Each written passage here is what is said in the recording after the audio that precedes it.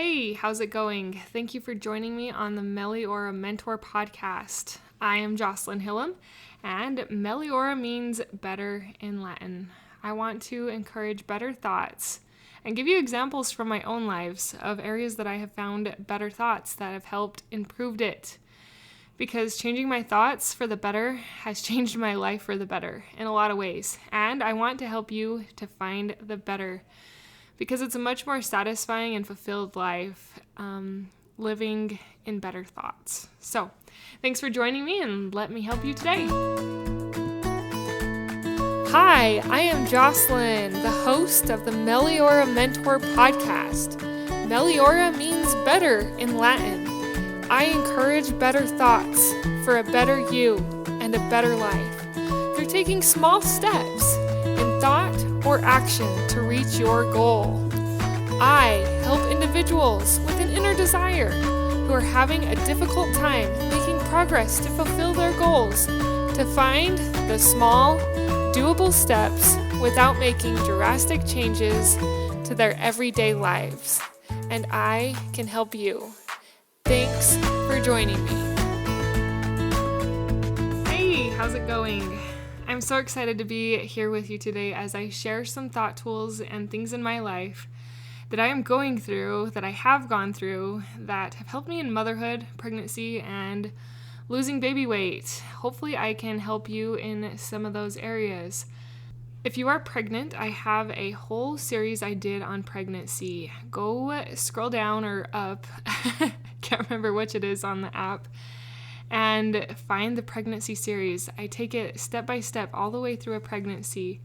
And I also am continuing doing pregnancy tidbits and interviews along the way. So if you need support for pregnancy or here for that, I encourage you to look up the podcast episodes that have pregnancy or pregnancy series at the end of the title, that is. So there's a lot of mindset tools and awesome help for you there. And I also have a Facebook channel that will be in the show notes of all of those episodes and this episode as well. So join in if you need some mental improvement and help with pregnancy.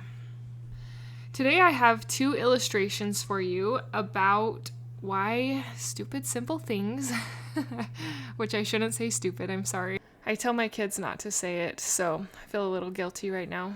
But why those things can be so hard. So back in January and February of 2021, I felt prompted to start teaching a monthly class.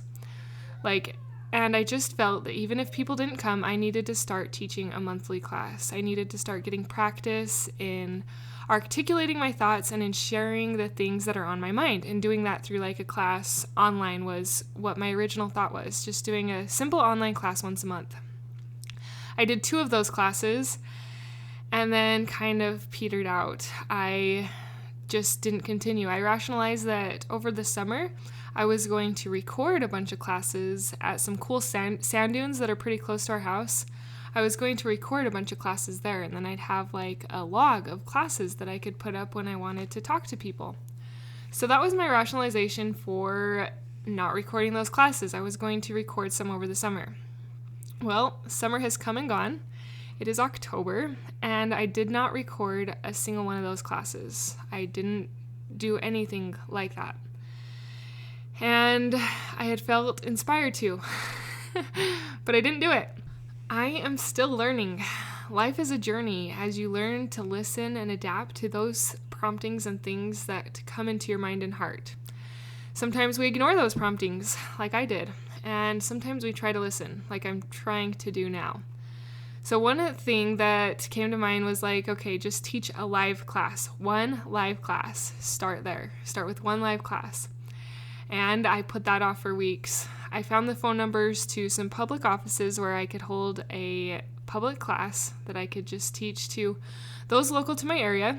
And I put that off for a couple weeks, even when I had the phone number, because I was scared.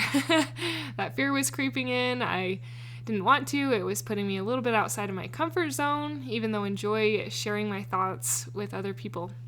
I was timid about this, but finally I called and I scheduled it. And I am trying to follow through. So I'm going to illustrate the takeaway after I tell you the second story. I also felt prompted to start a website, and that prompting kind of came in the summer. And I was like, yeah, summer will be a great time to build a website. I won't be schooling my kids as much. My husband's not as busy as at work. Summer will be a great time to build a website. I should build a website. During the summer, I thought a lot about building a website. It was a thought that came into my mind a lot, but I didn't do it. I didn't do anything about it. I thought about it. I tossed around platforms in my mind, did a little bit of research, but that was about it. So I still don't have a website. Then I had the thought to get up earlier than my kids to work on a website. And I wanted to do this. I sincerely did want to do this, have wanted to do this, and to try this. But it has been so hard. Something as simple as getting up 30 minutes earlier has been very difficult for this girl right now, right here. It has been so hard, embarrassingly hard. I also tend to compare, and I just think of other people who I've heard about on podcasts or who have told me that they get up early and do a lot before their kids get up, and such is not me yet. I do get up about 30 minutes before they get up, but I spend that time in my scriptures and reading a little bit, and I didn't want to replace that with the website building. I wanted to get up 30 minutes earlier than that to do the website building, which wouldn't be unrealistic because I only get up at 7:30 currently. But I couldn't do it. I tried for probably a month to get up earlier, and dragging myself out of my warm covers and my bed was hard. It was really hard. I think I did it one time because the baby woke up at 6 and I actually wasn't tired that day, so I stayed up. But that was kind of a rarity. Actually, it was a rarity as it only happened once. And I started feeling really bad about this. I started shaming myself geez, Jocelyn, you can't even wake up at 7 o'clock. You're kind of worthless. And look at all the things you haven't got done that you felt prompted, inspired to do, you should do. Those were the next steps to take in building a business and helping people and having your stuff available to those who need you. And I just started feeling awful. Every day was kind of filled with heavy guilt. I didn't realize it for a couple weeks until the beginning of this week. I decided to shift. I decided that I was just going to keep getting up at the time I get up, and that if I could find time during the day to work on the website, I was going to do that. I wasn't going to shame myself about not getting up as early as I wanted to anymore. And it was so relieving and so freeing that I didn't have to feel guilty that I wasn't getting up early as I wanted to. I was happier. I also told myself that 10 minutes is better than no minutes. And I would try and fit 10 minutes in when the kids were actually playing good for a minute, and the baby was asleep. 10 minutes while food cooked in the oven.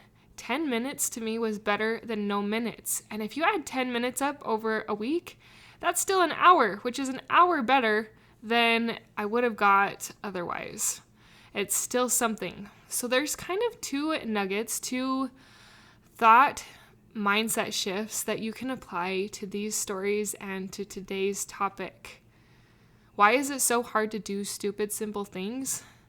It's because we shame ourselves about it, and because we don't break them down into small and simple steps. My classes, it was a great idea, but I didn't break it down into small, doable things. I just had this overwhelming picture that once a month there had to be a class, which in my head looked like 12 classes. And when I thought about teaching 12 classes, that seemed really overwhelming and hard and daunting, and I worried if anyone would come, and I started getting concerned about numbers and not really thinking about the true purpose that I want to bring to my life and to others' life through their thoughts. So I am trying to break that down further by just teaching one class. I am focusing on one class the beginning of November for those local and whoever wants to commute to listen to that class. I will have details for that on my Meliora Mentor page. If you want to like and follow that page, you will be notified. I'll create an event. So that was the first thing, is to break the stupid simple things into even smaller steps, even into smaller doable bites. We want to take on the whole chunk. I want to take on the whole chunk of getting up a half an hour before my kids, an hour and a half before my kids. But I can't bite that off. It's like climbing the ladder. You can't skip 6 rungs and get to the hour and a half. It's hard. It often takes breaking things down, doing it slower, and not shaming yourself about it. I think guilt can be good, which this would be a whole nother podcast episode. Guilt can be good as long as it's not taken to shame. Like if you feel a little guilty and it helps you to do better and to improve, yes. But if you start getting in this negative downward spiral of shame and thinking you're worthless because you can't even reach your stupid simple goals, that is not serving you or anyone. So for the time being, I let go of my ideal of getting up before my kids. That is what worked for me. And when I go for it again, I am going to break it down. I'm going to break it down into getting up 10 minutes before I used to. And I'll probably do that for 2 or 3 weeks. And then I will add 10 more minutes. As we break our goals down, as we break these silly, simple things that we want to do down into doable goals that are small and simple, then we will be able to reach our ideals a lot easier. Brooke Snow, who is a podcaster I admire and listen to a lot of her podcast episodes, explained it similar to this. She explained them as floors and ceiling.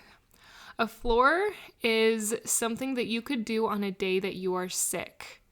And a ceiling is your highest ideal. So my highest ideal with getting up early would be to get up an hour and a half before my kids and work on all the business stuff I want to do. Get content, video content going, create Canva photos and encouraging thoughts, transcribe things, all the things that sound good with getting a mentoring business and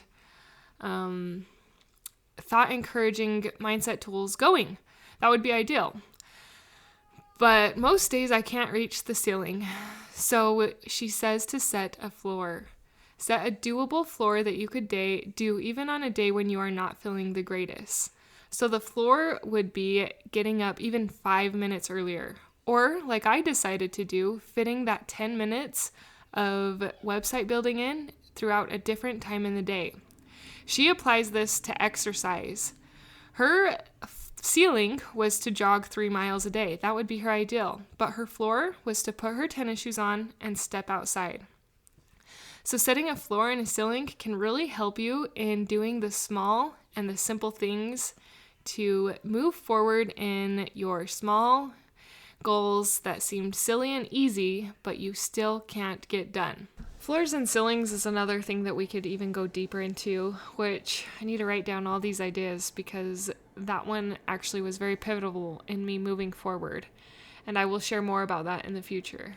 So, to sum up a little bit of what I talked about today, it is first to do small chunks. Break your goals into small chunks. My small chunks for recording classes is 1 class at a time. I am only doing 1 class. I'm only thinking about 1 class.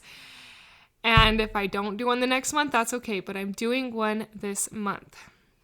The next thing was not to shame yourself when you don't fulfill your goal, because you will start to feel negative. You'll have negative thoughts about yourself. You will have some self-loathing, live in cognitive dissonance, and it will not serve you or your family.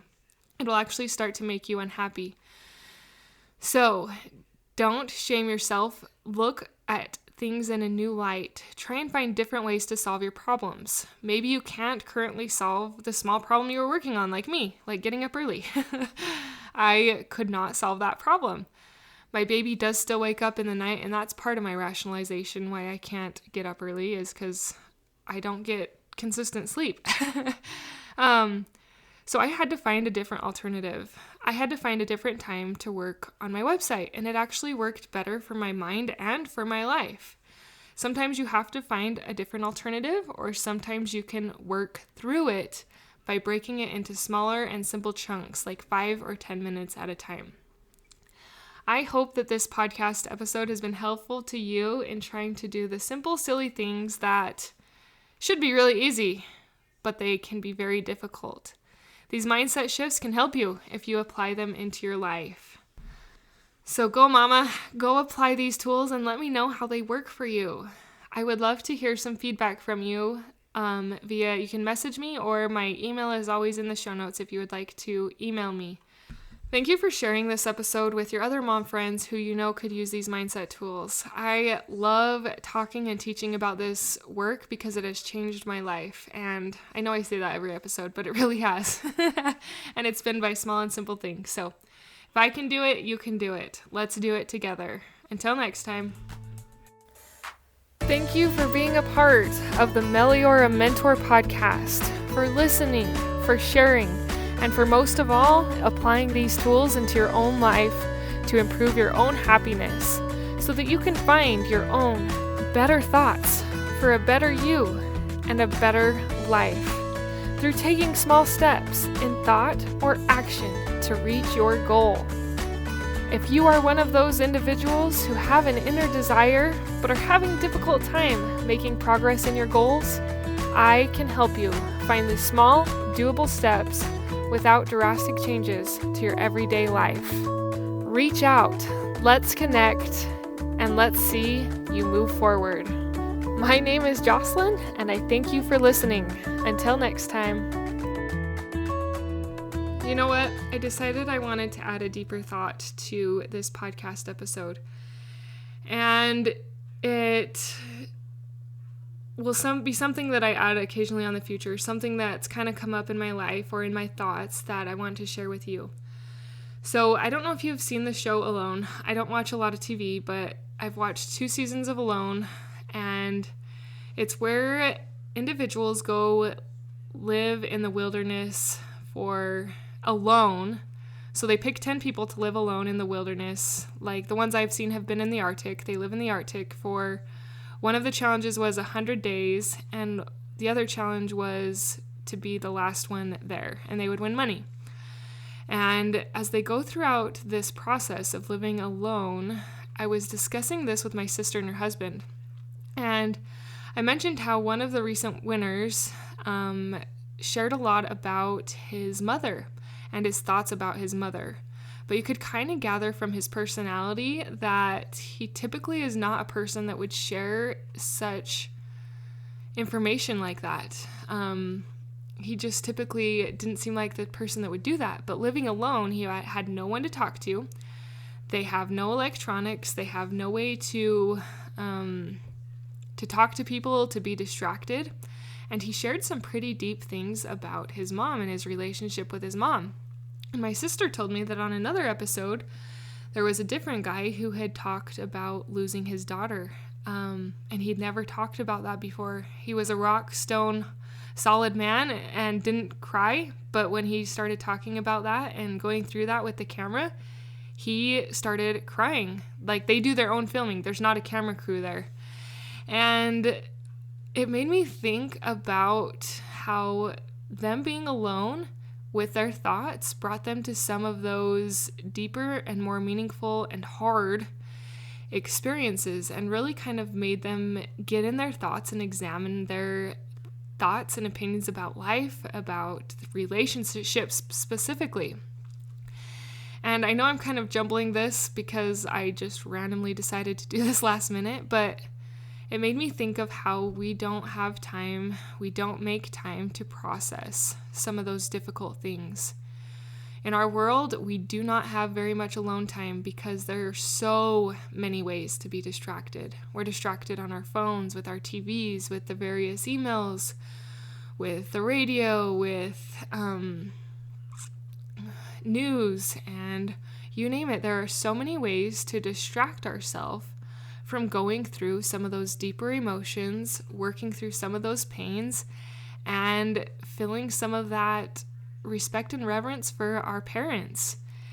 And that was just kind of thought-provoking to me, that we get too distracted to process some of those harder emotions. And I will probably go into more of this in a further podcast episode because I had a lot of ideas that just came to my mind about that. But for now, I want you to think on that. Are you too distracted to process some emotions that might need to be processed? Anyways, just some deeper thoughts for today. Hope you have a great weekend.